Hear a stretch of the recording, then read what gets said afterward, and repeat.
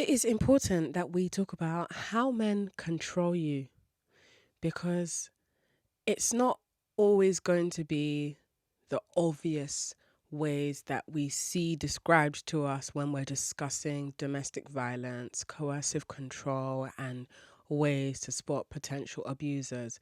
There are often more subtle ways that unfortunately slip under the radar, and that is what I want to pay attention to today because it matters. And some people who are aware that I have this podcast might think, oh, she's so negative. She hates men. She just wants to see women be lonely and single because something awful must have happened to her. And it's like, well, you know what?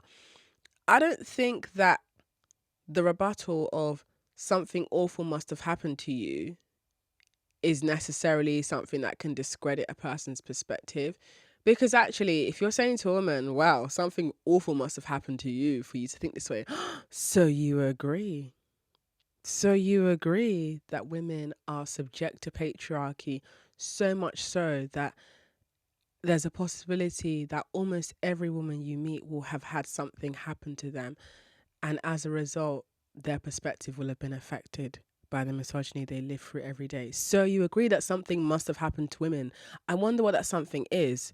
Is it patriarchy? Is it the wind? Is it misogyny? Is it the water? What is it? But aside from that, the first subtle way we're going to talk about that men use to confuse you is confusion. Men use confusion to control you. I have experienced this and I know the feeling well enough to be able to empathize with women who are dealing with this. You have to be really vigilant and you have to pay attention to the patterns. Men will use confusion to control you because a disruption to their consistency is what will make you start to stop and think, wait, what's going on here? Something has changed. And usually that confusion is intended for them to buy themselves time, whether that's more time of yours to waste or more time for them to decide if you are even a viable target. Sometimes men will confuse you through confusion by blowing hot and cold. So the instances where a man might blow hot and cold could be, let's say you've been dating him for a while and he suggests the idea of you moving in together. And then you get all excited about it. You might even go as far as looking at houses on Rightmove. And then he changes his mind. And you now feel embarrassed that you got really excited about the idea of moving in together. And then you find yourself feeling upset that he's changed his mind because that feels like rejection. And it feels off that he would just go from really wanting to live together to no longer wanting to live together. And there hasn't really been enough of a change for you to identify why. My theory on that is if a man says he wants to move in with you and he changes his mind, it's because he found you clingy. And it's usually the men who are avoidant. And you know what they say about avoidance. Yeah, avoidance always they almost always end up with the anxious attached ones because opposites attract. And I think there's something fascinating about observing relationships where an avoidant and an anxious person are dealing with each other. For me, you don't even need to tell me your attachment style for me to be able to gauge it, especially because most women are anxious anyway and most men are avoidant because of how men and women are socialized. I'm not saying that you won't come across men who are anxious attached and you won't come across women who are avoidant, but the nice girls, the pushover girls, the pick-me girls usually are the ones who are anxious, and those are the ones who men can use confusion to control. Because when someone is anxiously attached, they form their trauma bonds with men through a man blowing hot and cold with them. And usually the hot looks like love bombing and the cold looks like complete detachment. And the oscillation is so frequent that the woman doesn't want to let go of the version of the man that she wants to remember, who was romantic and who was devoted to some degree and who was talking about all these fantasies about what they want to have together in the future. And that's why you have to be strong mentally, because the enemy will use confusion to disarm you. I just think confusion is a weapon, guys. And if you're not somebody who is quick-witted and on top of your observations, men will use confusion to disarm you. As a former anxiously attached babe who still would say that anxious attachment is my secondary attachment style, so I'm now secure. Praise God, hallelujah. People can actually change their attachment style, guys. I am a living testimony. Praise God, I'm a living testimony that you can go from anxious attached to secure. No, it is not an overnight process. Yes, you're going to have to be a villain in some people's story, but I promise you, there is a version of you that exists out there in an alternative reality where you are secure in your attachment to men. And what does secure mean? Secure just means healthily detached, guys. In my personal definition and experience, you're looking at someone who is secure. Okay? Meaning, the prospect of love doesn't keep me bound to anything I don't want to be in.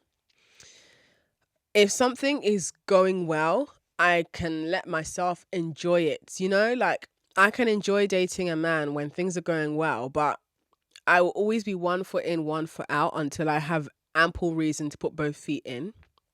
Because sometimes I think that we are actually, as women, taught that we should just jump in and just, there's no love without risk. And I'm like, I don't see why you should risk it all for just love from a man. And also, love from a man is put on a pedestal that it doesn't even deserve. Like, the love you have for yourself, to me, still trumps the love a man can have for you. Like, the love a man has for you is supposed to be an enhancement and an echo of the love you already have for yourself. So I don't see why a man pulling away and pulling himself back in should be a viable tool of control if you already love yourself. So that's why confusion works on women who don't love themselves, and you are easy to control if you are easily confused. And if your confusion manifests in you becoming emotional, that means he's got you. Jesus. You know when you be having them emotional outbursts and you be, why are you treating me like that? 1 minute you're like this and then the next one you're like that. I just don't know any. Girl, pack it in. Oh my God. Stop letting these men witness your unraveling. I still stand firmly on the belief that, look, it's okay to have emotions. It's actually okay to be an emotional person, right? It is very fine to be sensitive. I am a very sensitive person, which is why I've learned that if I'm going to be a sensitive person, and that's not changing anytime soon, babe, then I have to be highly protective of myself. I think people like to use this phrase of like, oh, you're only like that because you're scared of being hurt. Duh. I don't know anybody who walks down the street being like, I am not scared of a bus randomly hitting me. If a stray blade were to randomly fly through the air and slice me in the neck, that wouldn't hurt at all. I am not nervous about any kind of pain at all. If I needed my arm amputated, I wouldn't opt for any painkillers at all because I'm not scared of pain at all. Like, it is part of the human condition to be scared of pain because that's part of what enables our survival, because pain usually is associated with danger. So when people try to use the whole, oh, you only think like that because you're scared of being hurt, That's not the aha moment you think it is. That's not the gotcha that you think it is, though, because I don't know anybody who's like, I really want to be hurt today. I really want to be disappointed. I really want someone to break my trust. Like, what the hell, girl? So, yes, if you love yourself, then you should be afraid that if you do not keep your quality control in place, something can infiltrate like a fucking virus in your computer and ruin the hard work you've done. Yes, I am scared of men hurting me physically because have you heard that men kill women? Did you know? Have you seen? They're out here killing women, you know? Not only do they kill women, if they don't want to physically kill you by strangling you or slide tackling you onto a train track or stalking you and then murdering you very slowly by keeping you tied in a cellar for years, then some of them, they like to take the non-violent, non-physically violent approach of mentally tearing you piece by piece. There are men who revel in rattling you for the same reason that snow globes exist. Do you know what a snow globe is? If you don't know what a snow globe is simply a decorative, festive item that essentially is made of glass and it is in the shape of a globe and it's got fake snow and maybe even a fake snowman inside it. Might even throw some fake trees in there. So you've got a little snowy scene inside this globe. And the purpose of it is to pick it up and shake it because it's got water inside it. And when you shake the snow globe, what happens to the fake snow in it? The snow goes up and then it slowly falls down. And there is no purpose for this snow globe to exist other than for you to enjoy the aesthetic beauty of watching the snow settle back to the ground inside this mini snow globe. That is the same thing as when a man revels in rattling you. Men just enjoy the power that they have in finding a woman, shaking her like a snow globe, and watching her mentally disassemble. There is no other purpose behind it. They just enjoy it. So, are you prepared to be a snow globe? Are you willing to let a man just bring disarray into your life and you're going to take it lying down? Couldn't be me. And you know what? I know people say you shouldn't say couldn't be me, but I believe in affirmations, guys. Affirmations shouldn't just be used to say twinkly things like, I am brave, I am kind, I am smart, I will be a millionaire one day, I can do all things that are hard. Whilst those affirmations are useful and important and you should try and incorporate those in your life, I also believe in going a step further and being gutsy enough to convince your psyche that it couldn't be you.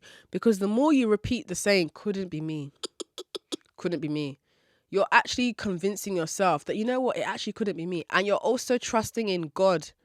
You're trusting that God will not allow it to be you. You're saying couldn't be me from a place of confidence in the Holy Spirit, but confidence in yourself and knowing, that couldn't be me.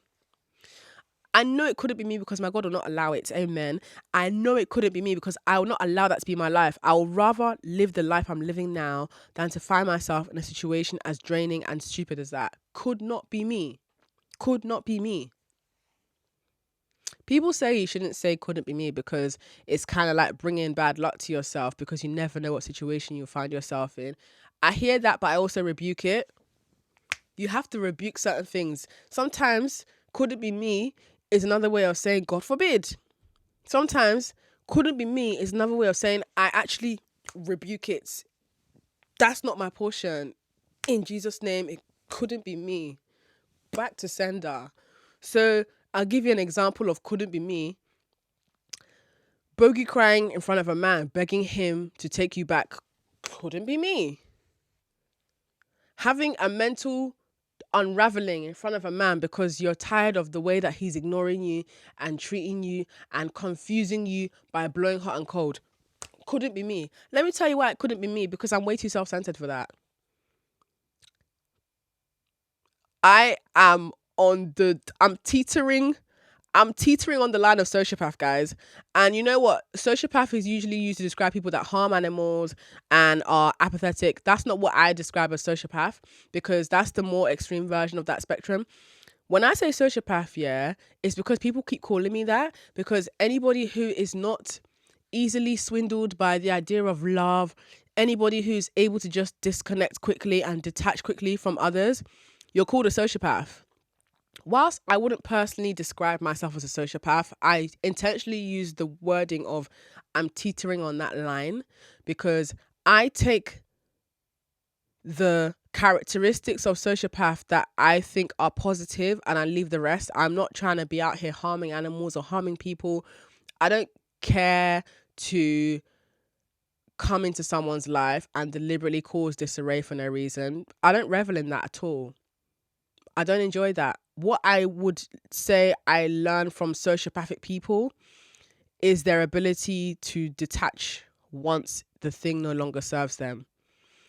And what I admire about some sociopathic people is their ability to be so self-centered that they're not concerned about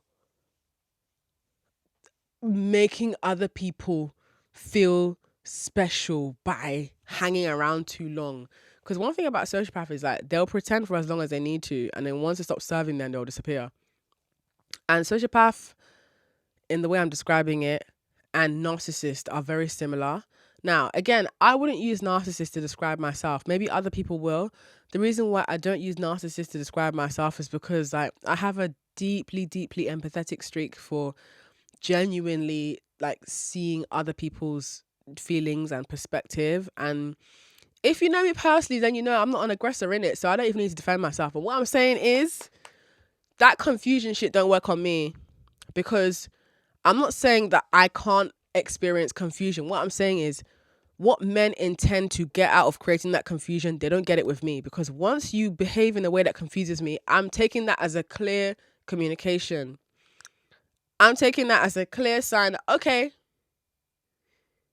you are trying to take the route of breaking in through the back door because you've politely knocked on the front door and no one fucking answered. And that metaphor is pointing to when men try to toast you and try to be fake nice, i.e. they're knocking on the front door politely, you haven't answered the front door, you haven't opened the door, i.e. you've not responded to their fake romantic advances. They're going to go and try and kick the back door in by then using passive, subtle ways to get into your psyche by confusing you, i.e. they will be heavily loading it on you, the romance, the flirting, and then when they see it's not working, they start to detach and deliberately ghost you, but they'll still be watching your stories or they'll still be engaging passively here and there. So they haven't cut you off per se, but there's enough distance for you to feel confused. And what they want is for you to reach out to them, because that's confirmation that you have noticed a change and now you're chasing them because of the confusion they've created. No, because that's control. That's passive control, and couldn't be me, because I'm too self-centered for that. I'm too vain for that. My ego is actually too big for that.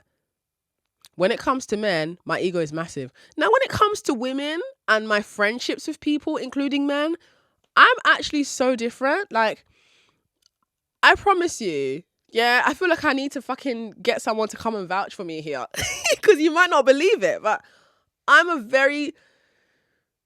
fucking loyal, babe. I'm a very loyal person. But aside from being loyal, I give people chances. In friendship, I give people chances because I like to believe that I pick quality friends, guys. I'm not going to lie.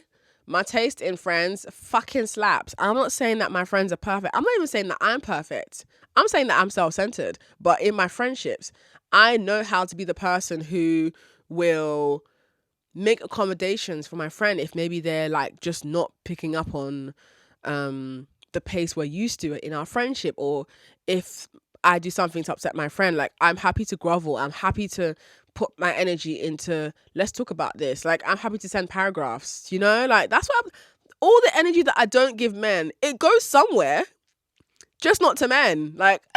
The relationships that I care about get a lot of my attention. I don't what I don't give to men, it goes somewhere else. That's what I'm trying to get at here. But when it comes to how I deal with men, I employ more of like the characteristics of a narcissist, um, meaning that it's all about me, because you know what, you've come out of your way to come and try and flirt with me because you want to have sex with me. You've not, as a man, come to me to flirt because you think I'm a lovely person and you would really, really love to enhance the already amazing life I live just out of the kindness of your heart, and you don't want anything in return. No, you're flirting with me because you want an ego stroke. And this is why, again, confusion is the key word here. Be careful of the guys who use that confusing approach, because sometimes, yeah, the men who flirt with you, but it never really goes anywhere, it's because they've already got a girlfriend and they're using you as an ego stroke. Or they're already talking to a lot of women and they're using you as an ego stroke. That's why you have to learn to stop replying. That's why you need to behave like a fucking sociopath and just detach out of nowhere. Because when you're the nice girl that they're used to interacting with, and then out of nowhere you just start leaving them on red, or you just start ignoring them, they become fixated on you because they're like, huh? This is strange. Why is she acting like that? Now I'm intrigued. And the thing is, I don't do this to get men to like me. I don't do it to be like, I'm going to reverse engineer it so he's going to have a crush on me. No, I do this because I'm self-centered in my dealings with men, because I've learned that being self-centered will get you way further than being a fucking pushover. Because what did I say before? They think you stupid. When you're doing, oh, he was flirting with me and he disappeared. And now he's come back. So I'm going to be like, where did you go? Oh, I missed you. They think you stupid. Word to Scissor's grandma. They think you stupid, girl. And when a man thinks you're stupid, he becomes more relaxed in his pursuit of you, because he's counting down. It's only a matter of time before you give up the naan. So when men are being calculated, their aim is to control you. They want to control how you see yourself, which is why some of them, they'll give you compliments, but they don't want to give you too many compliments. That's why if you're dating a man who is taking you out and he's not complimenting you, don't go on a date with him again. Don't do that to yourself. A man is supposed to make it clear that he's blown away by how good you look. He knows you look good. He doesn't want to say it because he doesn't want your head to get too big. Isn't that weird? You don't want the woman who you fancy to think highly of herself? I wonder why a man would not want a woman to think highly of herself. What could the reason be? It's almost like if a woman thinks too highly of herself, he can't take advantage of her. Isn't that interesting? That's why a man who is not consistently flattering towards me, I'm not going to be around him. Why? Because I'm self-centered. And I like when a man is a fan of me. As you should be. You want to fuck me. You're supposed to be a fan. Why would I let you look at my pussy if you're not being a fanboy?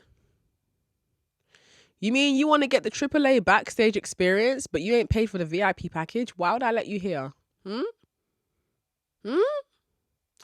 We don't do that around here, I'm afraid. I'm so sorry.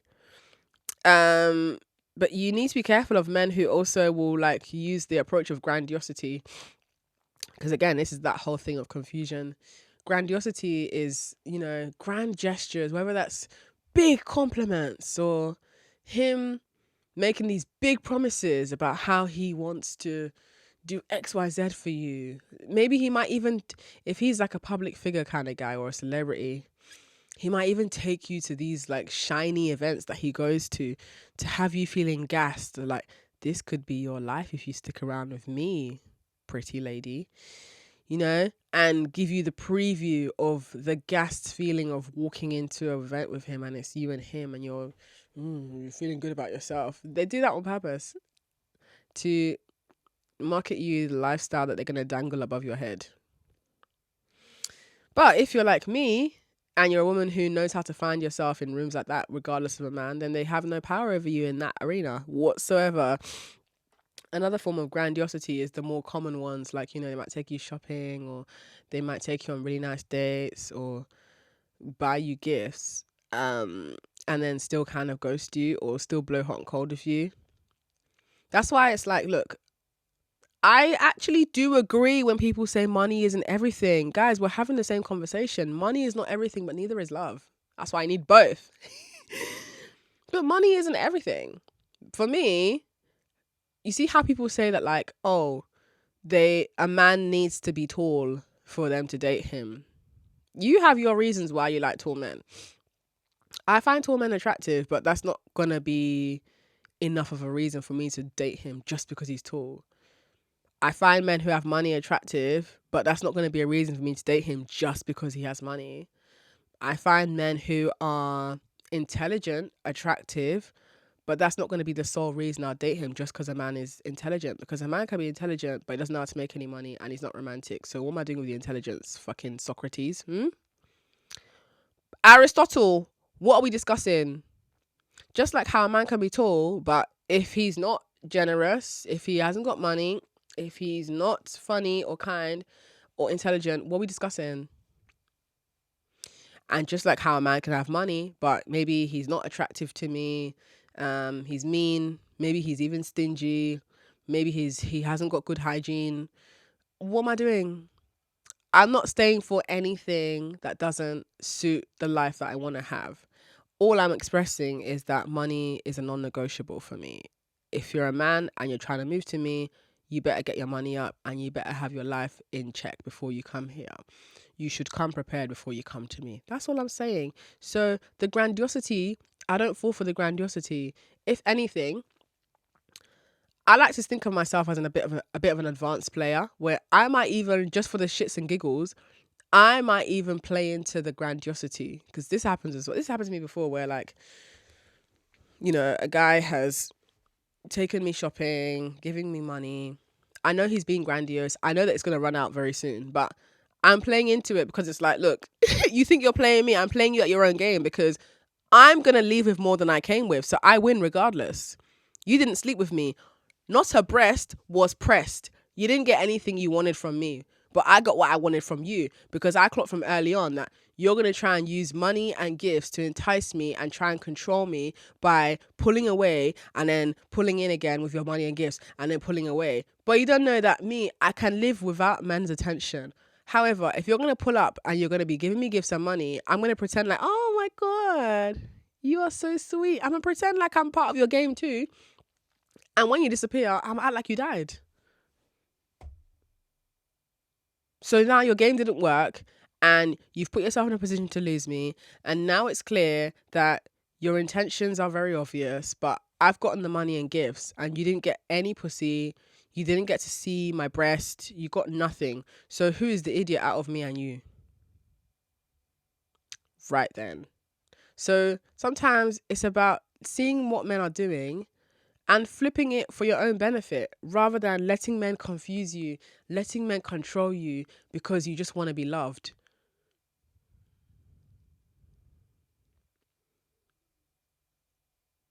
Another way that men control you is they be dangling marriage and babies over your head and you be falling for it. And this is why I don't believe in barebacking men just because you like them. This one is tricky though, because I get it, guys. Like, I get it. Like, let's say everything is in place. Like, you like him, he likes you. He's nice to you. You're actually sexually attracted to him. There'll be a temptation to bareback. My thing is, at your own risk, babe, because you can get pregnant from having bareback, right? So if there's a chance you're going to get pregnant, can this man afford, because I'm going to remove that nonsense. If you put a baby inside me and you're not somebody who I believe is going to financially take care of me, or if I'm not even ready to have a baby, first of all, I'm removing it. Thank God that I have the access to those rights in the UK. I'll remove that. But second of all, can you even afford to take care of me in the process that will unfold after I remove the nonsense you put inside me? because abortion still has a recovery process. It's not just the one procedure and then that's it, off you go. There's a recovery process. You're going to bleed for a while. You're going to still have the hormones of being pregnant for a while. You're going to feel all kinds of complicated emotions. So you deserve to have a very well rested, attentive atmosphere to go back to. If you're not facilitating that, why am I barebacking you?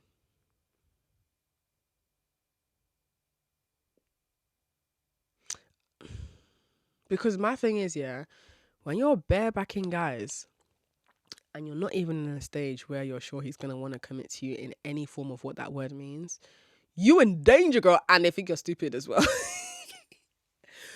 I'm telling you, they think you're stupid because they think you're doing that with everyone. And again, this is not to sex shame and make it seem like, oh, if you're having unprotected sex with various men, you're disgusting. This is not that. I'm referring to what men think of you and how that affects the treatment they give you, especially if you want a particular treatment from men.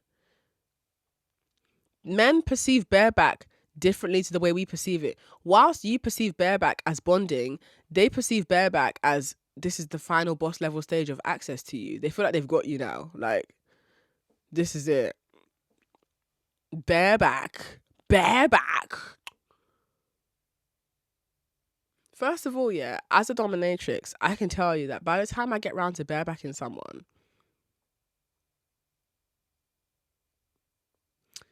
the levels of jumping through rings of fire, tap dancing on hot coals, spinning plates, charming snakes that you're going to have to do to get to the bareback version of bareback. Guys. From when I don't even let guys kiss my actual feet without them being a footrest first. And even when I let men worship my feet, they're only allowed to kiss the surface of the shoe. They're not even allowed to touch skin. Their lips are not allowed to touch the skin of my feet until I give them permission to do so. And even when men are kissing the skin of my feet, they're not allowed to go above the ankle without my explicit permission. And if they want to put my toes in their mouth, that's a separate consent they have to ask for. And then if they want to kiss the actual leg, that has to stop at their knee. And then if you want to get to the... guys, come on, there's levels. Bareback. No, guys, come on. Guys!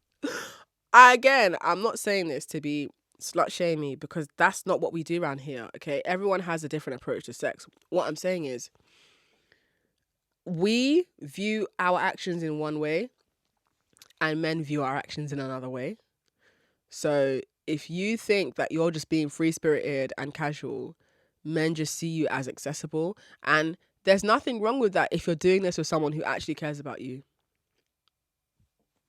But if you're doing all this bareback and deep, intimate contacts with men who haven't earned it and men who are confusing you and blowing hot and cold with you, they just think you're stupid.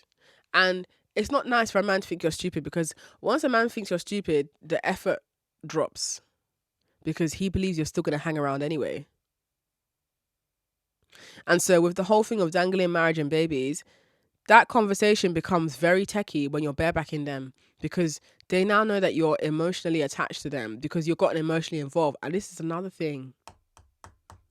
I'm heavily against being emotionally involved with men who haven't given you ample reason to be emotionally involved. People just be emotionally attaching themselves to men because they have an idea of what they want their life to look like. And then now that they've gotten a glimpse of that, you become emotionally attached. They think you're stupid. They just think you're stupid. And stupid is not a nice word, but there's no other way to explain how they see you. Because when someone thinks you're stupid, they think you're easy to take advantage of. And once you're emotionally involved, you are easier to take advantage of. And the confusion works more on you when you're emotionally involved because now you're like, oh, I know I should leave, but I'm gonna try and we have to work on it. Work on what? What's we have to, which one is we have to work on it? We? Who is we? Because it's the man who's the one that's blowing hot and cold of you. So what do you mean by we have to work on it? He has to work on it. And you know what? There's no has to work on anything. Because once a man has gotten too much access, just consider it done. Just throw the man away and start again. It'd be like that girl. Got to charge it to the game. Let him go. Let him be someone else's problem. It's okay, innit? Just take the L and move on. The sooner you move on, the sooner you'll find what's meant for you. Because the longer you're clinging on to that man, talking about some, we need to work on it. That's less time you're going to have with the men who are actually meant for you. And notice how I said men who are meant for you, not man, because I don't believe in limiting yourself to the idea of just one man being the man for you. No, but you got to think big, bitch. Got to be thinking big. In this lifetime, you will come across various people who will resonate with you, because if you think only one man will resonate with you, what if he dies? What are you going to do then? Because you've bound yourself to the idea that only one man is your man. No, you are a beautiful, intellectual, enticing being who can resonate with many. And you will come across many men who want to treat you real good because you are attractive and you are stunning and you pull in that treatment. These are the affirmations you need to be swearing over your life. Not be thinking the one. The one? What about the 10? What about the Rasta, baby? Because you know what? You got what? 70-ish quality years of life on this earth? One? Because then that means you're now going to have to rely on just one person being that reality for you. When actually, you can look at it differently, where it's like, of course, I get it. The idea of like finding your person. But if you're a lovable person, you're going to be receiving love from the directions that find you, innit? Like, no one ever says to you, you should have one friend. Isn't that weird to say to someone you should only have one friend? It's the idea that you're meant to have multiple friends, because friendship is integral to the human experience and it matters to be able to connect with people. So in the same way, that's how I see male lovers. You know, I feel like I'm very in the realm of Eartha Kitt. You know, there's this rumor, maybe it's true because I think Eartha Kitt actually said it in her book. So it's not a rumor. It's actually Eartha's truth. But Eartha Kitt had a threesome with James Dean and one other white guy. I don't remember his name. And I just think that is so my energy.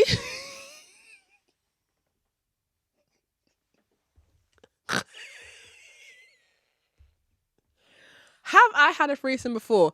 Technically, no. I say technically no because, again, what I would consider sexual activity is different to what a lot of people would consider sexual activity. So what I would consider a threesome, I mean, okay, look, in terms of layman's terms, have I had a threesome? Not yet.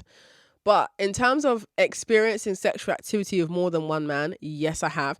And the instance I'm talking about is one time at band camp. No, I'm joking. So the instance I'm gonna tell you is basically one guy was kissing as usual. There's always someone kissing my feet. One guy was kissing my feet, right?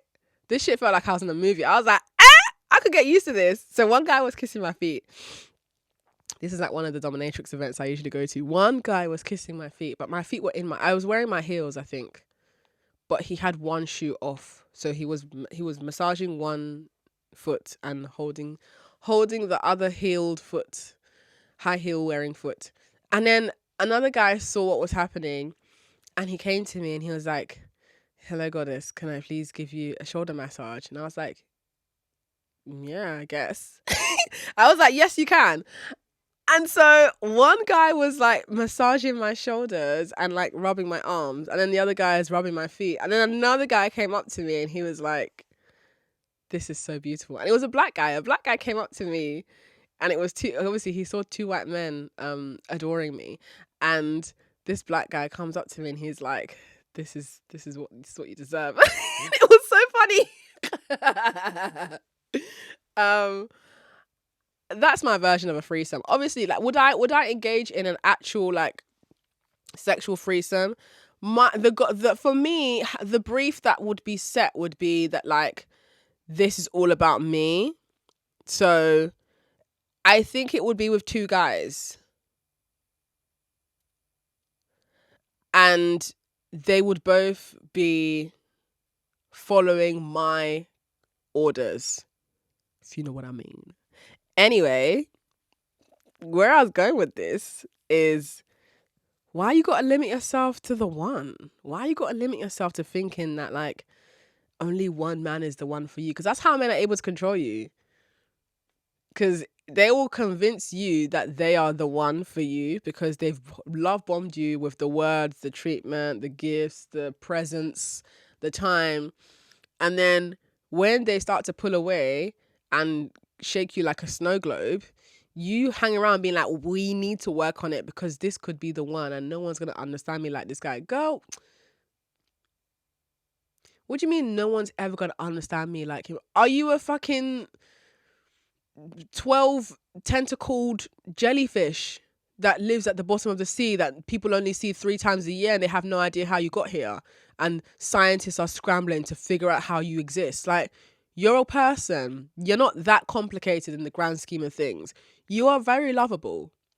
So the idea that like, oh, only one man is going to love me and understand me, that is a self-limiting belief, and that man benefits from you thinking that.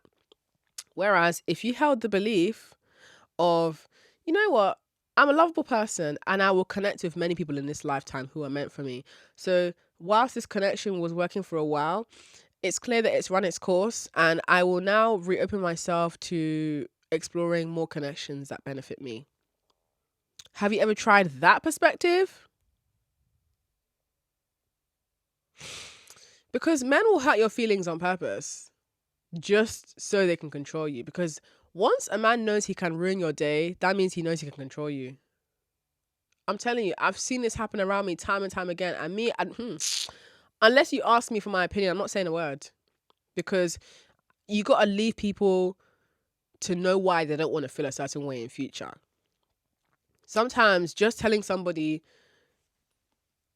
the big bad wolf is over the hill, don't go over the hill because the big bad wolf is there. They're not gonna listen, innit? Sometimes they need to just get chomped small by that wolf so that they will know to not even go anywhere near that hill again. And that's how I've gotten by in life, you know? I'm not someone who wants to put myself across as this person who is perfect and above disappointment. No, I've lived the same disappointment that women every day around me live. The thing that's different about me is that I go about it differently. I take the path less traveled. Instead of to be a pushover and to be ever forgiving and to let men continue to confuse me, I cut them off on the first sign of contact with disappointment. Cut them off, and I make them re-earn their forgiveness. And you know what? When a man puts effort into earning your forgiveness, whether that's in cash, whether that's through dire efforts, whatever that looks like for you, you will see that he'll value his relationship with you way more because he knows what it's like to lose you and he knows that it's costly to lose you. That's why you got to charge men money. When men confuse you, charge them. You got to confuse them back because when you now charge them and you distance yourself, they're now confused because they thought they had you. So now we're both confused. And for me, I don't feel a sense of like scarcity or a fear of like, oh no, if I let this one go, what will I now do with my time? Because like I got bare things I can do with my time. Like I live a very fun life. I'm not gonna lie. Like I'm still working towards the life that I want for myself. But I can say right now, I love my life. I can decide to wake up in the middle of the day and go pole dance if I want to. I can decide to buy corsets and rhinestones and make the most beautiful costumes to dance in and undress myself in on a stage in front of people because I love it and I'm good at it. I'm passionate about what I do. I can come on this podcast and talk my shit and who's gonna check me? Nobody, because it's my podcast and I say what I like. And part of living a life that you love is having things that deeply matter to you outside of the pillars of success that we're all taught to aspire to. Like having family that you really love, having friends who matter to you, having things that fill your time up so that when you're confusing a man back, it's not feeling like it's this calculated robotic thing of like, I'm going to deliberately put my phone down for 2 hours and then I'm only going to contact him in 2 hours so he can feel my presence and my absence. No. If I'm ignoring a man back, the reality is I'm not quite literally ignoring him. I'm living my life, and it happens to be that I'm not interacting with him anymore. Like, the time that I would have given to him, I filled that slot with other things to do. So I don't feel that sense of loss. I don't feel that consciousness of I am consciously, deliberately avoiding this man now. So I'm going to have to sit on my hands for the next 2 hours so that I don't reply to him so that he can think that I'm busy. How about just actually being busy? That's why I think women need to have hobbies outside of men. And always have more than one man you're talking to. And you know what? Even if you're not talking to another man, you need to reduce the value you put on male attention so that when a man comes into your life and he's giving you attention, you're not becoming addicted to it. You just see it as, oh, this is an appetizer that is really yummy, but I'm not going to become addicted to it because it's an appetizer that's really yummy and I can always get another one if I wanted to. Like, it's not that serious. Men are scared of you not putting them on a pedestal because they can't run their game. That's why men hate my podcast. Because the idea of a woman being so powerful that her self-esteem is high enough for a man to not have any governance over how she sees herself would render a man's game useless. And men get by on running game on you because they don't have the resources to actually be a gentleman. And you let that game slide every single day because you're desperate. So men need you to be desperate in order for them to know what a pussy feels like. Do you know how fucked up that is? There are men in this world who know what a pussy feels like because they're women that are desperate. You're forgetting that a man can't know what your pussy feels like without you letting him know what your pussy feels like. And this begins with access. When a man meets you and he's attracted to you, 9 times out of 10, he's imagined having sex with you.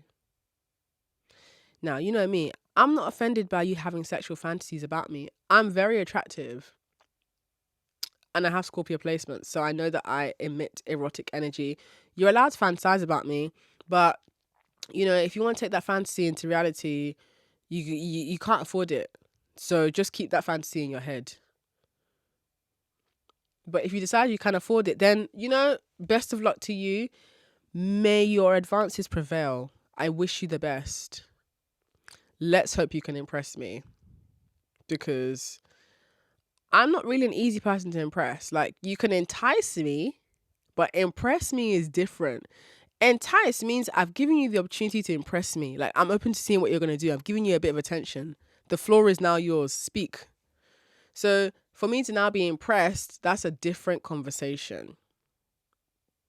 And that's why I believe as a woman, the more control you have over yourself and your emotions, the less control a man can have over you. And you will not be the snow globe that they can pick up and shake, because you don't even give them the opportunity in the first place, because you have so much self-restraint and you have so much governance over your emotions that they don't know where to start with rattling you.